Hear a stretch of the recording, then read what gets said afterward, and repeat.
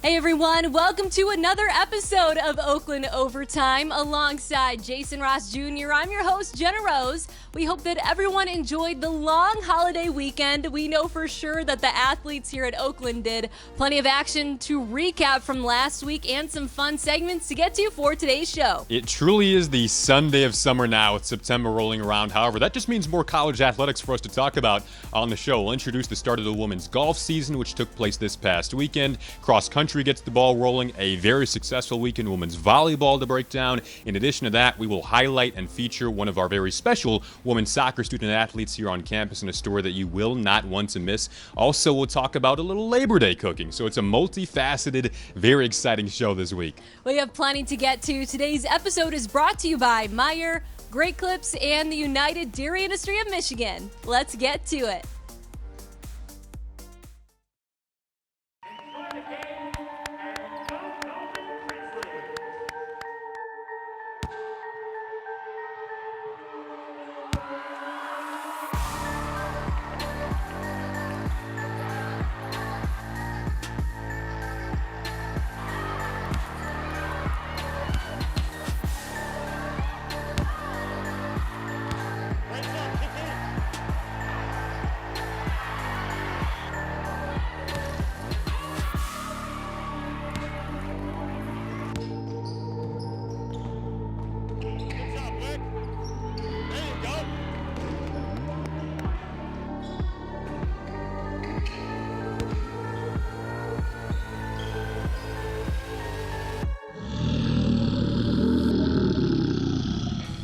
Volleyball welcomed fans back inside the arena in stellar fashion with 2 victories over Bradley University and Eastern Michigan.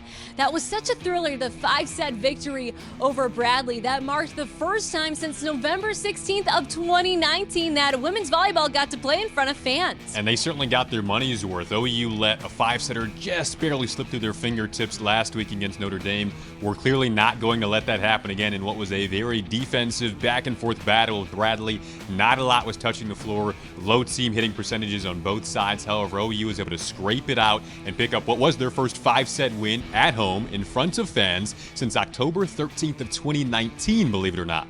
We talked about it at the top of the segment. 2 victories over the weekend. Looking at Sunday, it was a little less stressful than that Bradley win. It only took 3 sets to sweep Eastern Michigan University. Jamie Walling had a team-high 13 kills in that matchup against Eastern Michigan. I spoke to her earlier today, and she told me that really just the communication originally from that Notre Dame loss carried over to Bradley, that carried over to EMU, and they found themselves nice and comfy in that win over Eastern. Lindsay Whiteman came out with the All-Tournament MVP honor, while Jessica Riedel was also named an All-Tournament player, so really a lot to be happy about when it comes to OU volleyball this past week.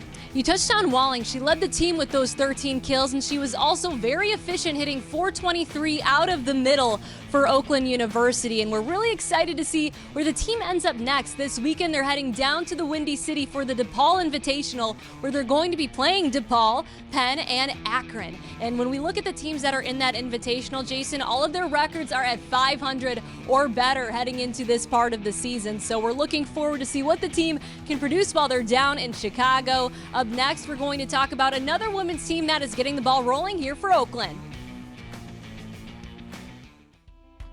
Women's golf started their season a little late compared to some of the other teams that were back on campus. However, they kicked off the season to an almost nearly perfect performance. They traveled to the Auguming Invitational at Central Michigan University, finished second place, just 3 shots back of first. However, individually, grad student Veronica Hawk of Oakland won the Invitational by 9 strokes, really dominated all the way through, and got off to a really impressive start. I had the opportunity to speak with the head coach and Alyssa Gus to hear what the team was able to do to piece together such a stellar performance. Let's check it out.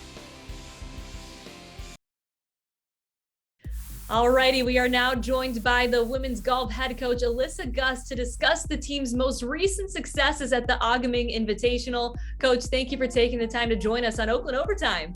Thank you, Jenna, for having me. Well, there was success across the board, but we have to dial into Veronica Hawk, who won the Auguming Invitational by 9 strokes. What made her game so successful? She's so level-headed and calm out there all the time. You have no clue what she's shooting. And the final day, I knew she was playing well. She just goes about her business, and the other coach kept telling me, I think she's under par. And I said, okay, that's great. We'll see what happens. I don't ask some scores out there because that's not what's important when we're playing.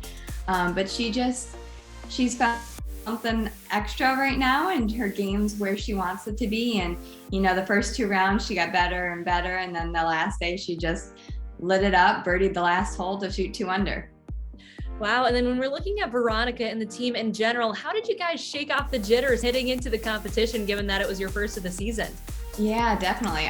There were a lot of nerves from all around, not just freshmen, not sophomores, juniors, but seniors as well. And, it's been 4 months since we competed as a team. They play all summer, but it's a little different. When you're back out there, your score matters for a team score.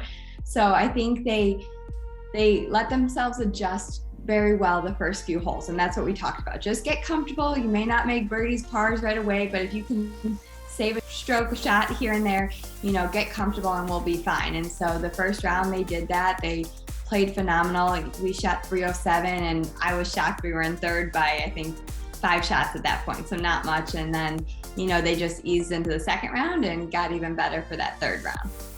Yeah, at the end of the Invitational, you guys secured second place, 3 strokes behind Central Michigan University. You talked about the adjustments that you guys made just to ensure that you were comfortable heading in, but altogether, just talk about the team's chemistry that allowed for second place. Yeah, it was great. We were up there a couple days before the tournament started, played a couple practice rounds, just got acquainted with each other, 2 new freshmen, letting adjust and get to know everyone. So it was kind of a fun atmosphere to start, and then the tournament kicked off on Sunday. And so I think they just gelled really well. They were very supportive before it started to try and ease the freshmen into playing. And I think that helped a lot. And, after they played, they wanted to do better. They talked about it. We kind of went into the final day thinking we could do it, and we were very close. And, they just got us by a couple shots.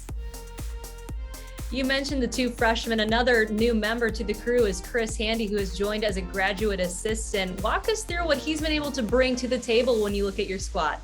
Yeah, so he'll be a lot of help this season. So for us, it was a quick turnaround. They all moved in probably about a week ago now, and we had a couple practices and we left Thursday to head up there. So all the returners know who Chris is. The 2 freshmen have to still meet him just because it was kind of go, go, go, and then we left. But he will be great. He'll help out with practices and add a little extra. He's very technical with the swing, so can help out with that. Knows his numbers on TrackMan, which is very helpful for the ladies, and all of that will be great on and off the course for us. On September 20th, the squad is going to head down to Indiana to compete in the Cardinal Classic. What are you hoping to work on during practices to be ready for the next Invitational? Yeah, so as I said, I really liked what I saw. We just could fine tune a couple things, work on a little bit of putting, just get that back to where we're practicing our short distances, our lag putting, all of that, and feel really good about it. And then we're going to do a little bit of course management work and some playing on the course just to get even better with how we think around the course. And I think those couple things combined should help us, put us in a good spot heading into that event. You mentioned working on the short game with putting. Have you ever thought about bringing Greg Campy onto the coaching staff to help out with that? Seems like he's got it under control. I mean, I think he plays pretty well all summer long. So maybe he should. He could come teach him a couple things. I'll give him the team for a couple days. I'm just messing around. Coach, thank you so much for your time to discuss the successes of your guys' most recent Invitational. Thank you so much, Jenna. At the top of the show, we talked about all the fun that OU volleyball had with the sweep against Eastern Michigan and a thrilling 5-set victory over Bradley. Head coach Rob Beam was kind enough to let us mic him up during that sweep over Eastern, so let's check it out.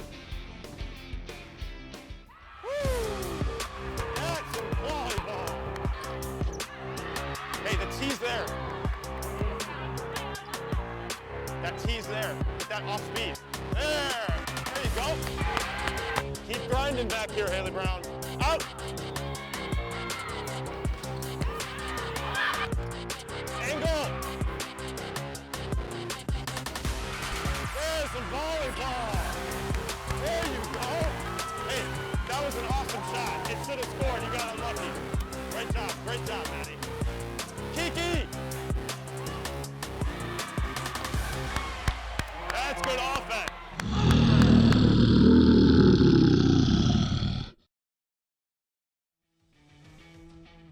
Rob Beam is one of the absolute best to mic up. We'd like to thank Rob for taking part in this week's Mic'd Up segment, brought to you by Meyer, and for this week's Social Post of the Week, brought to you by Great Clips. We'll stick with the theme of coaches here. It's one coach, Jen, Greg Campy. However, we could not decide which post he wanted to go with, so he made this segment 2 times.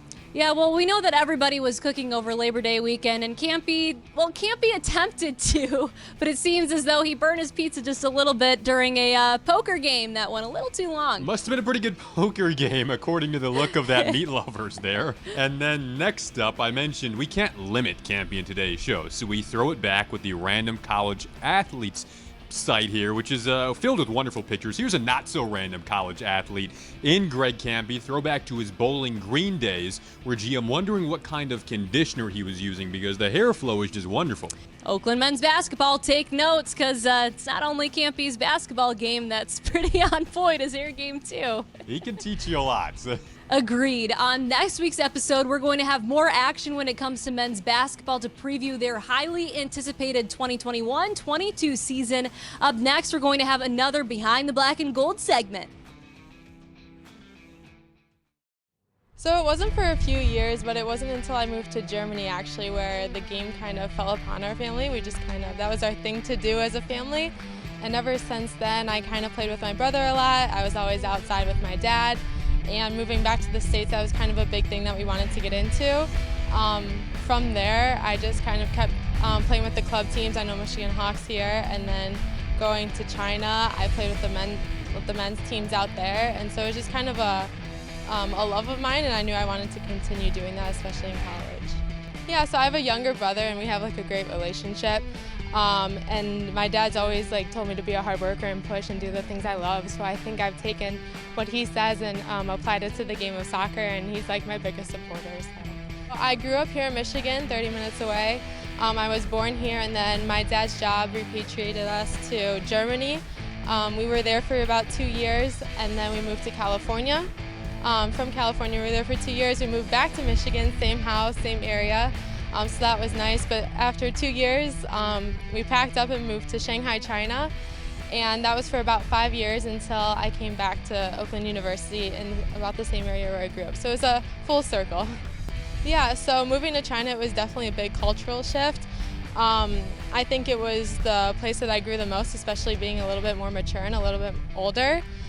It helped being in playing soccer because I met so many different people, and I had the high school team, which I had all my best friends on, but then I was also on the men's team, and it was a very physical game but very technical, and I think that's where I grew the most. It's just being able to play fast and quick, and I think that's what our team here strives to do so much, so it works well. Coming here, I knew about the campus and I knew the area. Stepping foot on campus, it kind of just felt like home. I know I would always tell my counselors I wanted a big school but a small feel, and I think Oakland fits that perfectly. And then just the coaching staff was just very welcoming the whole time, and the girls on the team were awesome, so I think it was just the perfect spot to be. Special thanks to Kendra for joining us on this week's edition of Behind the Black and Gold. Her global perspective at such a young age is really fascinating to dive into. There are so many neat stories around the campus here at OU. Kendra's OU women's soccer team will be back in action on campus this week, playing Kent State and Michigan State. You will not want to miss that. Next up on the show, we dive into both women's and men's cross country.